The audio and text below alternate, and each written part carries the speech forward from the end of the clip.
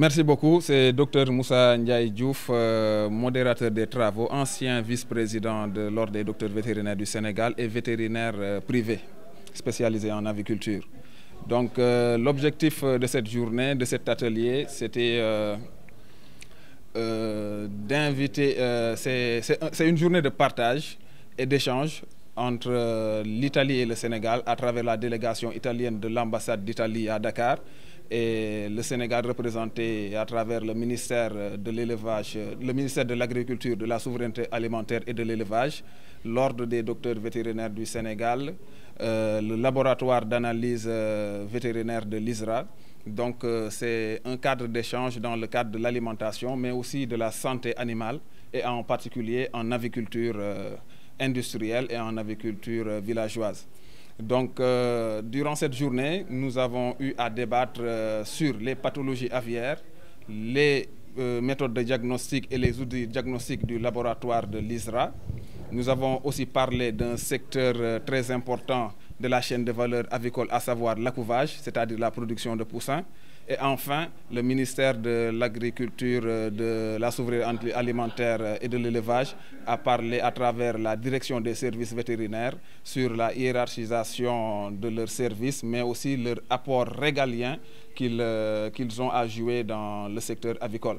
Par la suite, nos partenaires italiens vont nous parler de pathologies aviaires, en l'occurrence de certaines pathologies qu'on appelle mycoplasmose, mais aussi de l'alimentation animale, surtout une alimentation saine, dépourvue d'antibiotiques au maximum, pour que les producteurs puissent donner aux consommateurs des produits indemnes de résidus d'antibiotiques qui peuvent causer chez les consommateurs de volailles ou de sous-produits de volailles des résidus qui vont nous peut-être impacter la santé animale, mais aussi la santé humaine à travers la résistance des antimicrobiens. Donc, telle est l'économie de cette journée qui, au finish, les résultats attendus seront une collaboration plus étendue entre l'Italie et le Sénégal en matière de coopération, en matière de production, en matière d'outils diagnostiques, de laboratoire, etc.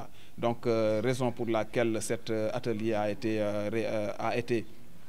été organisé pour permettre au secteur avicole sénégalais d'aller de plus en plus de l'avant en quête de cette souveraineté alimentaire, moteur de notre croissance, mais aussi qui est un point focal par rapport au référentiel 2050. Les OAC, c'est des œufs à couver. Donc, c'est quoi un œuf à couver? Ce sont les œufs qui vont être utilisés dans les incubateurs des couvoirs pour produire soit des poussins d'élevage, des poussins type chair ou de type ponte, de même que toutes les autres spéculations avicoles. Le problème qui se pose, le Sénégal n'est pas encore un très grand producteur d'OAC. Et donc, 80 à 90% des OAC utilisés dans nos couvoirs sont importés en grande partie du Brésil, mais aussi parfois du Maroc, mais aussi en Europe. Donc, en quête de cette souveraineté alimentaire dont on parle, il est important de pouvoir quand même avoir une mainmise sur certains produits qui sont d'autant plus très stratégiques.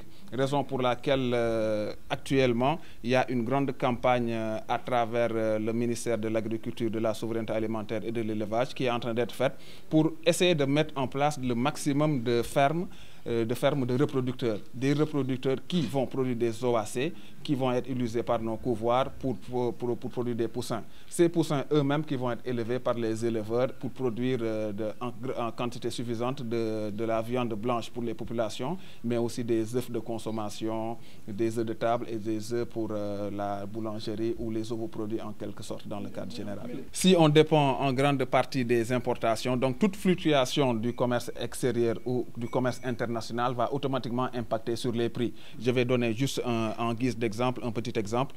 Il a fallu qu'on ait une guerre entre l'Ukraine et la Russie pour voir automatiquement augmenter toutes les matières premières importées. Déjà parce que le fret, il va coûter très cher, parce que les couloirs maritimes ont été un peu secoués, ce qui fait que les bateaux, ils vont être obligés de faire par exemple des détours énormes et ça impacte directement sur le coût des produits.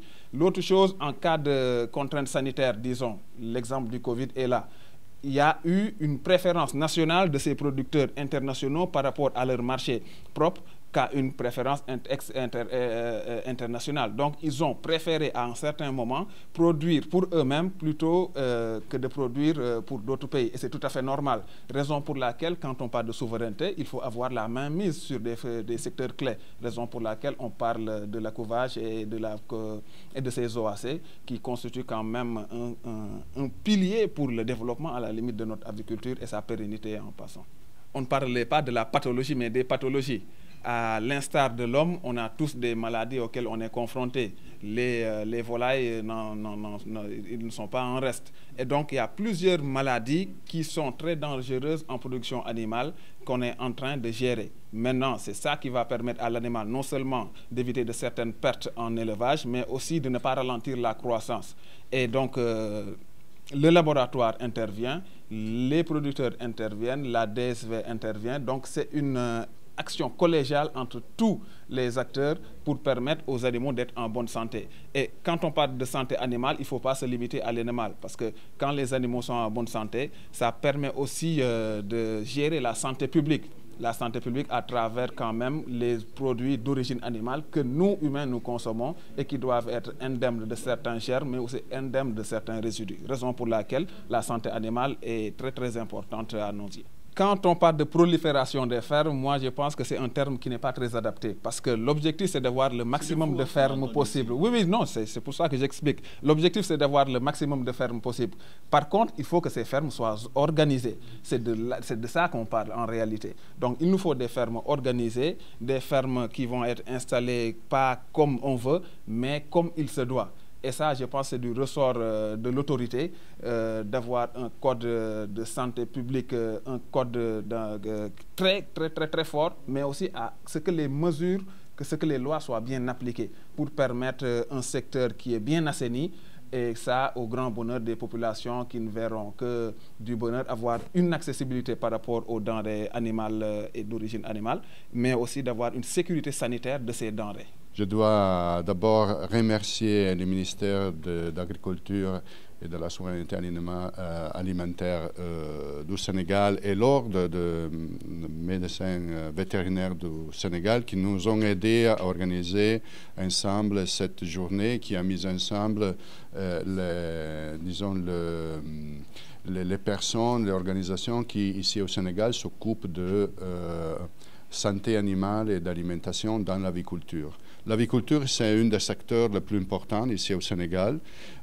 C'est un secteur porteur dans l'économie. Il a un très bon train de croissance et il contribue même à garantir la souveraineté alimentaire pour ce qui concerne les protéines dans l'alimentation humaine.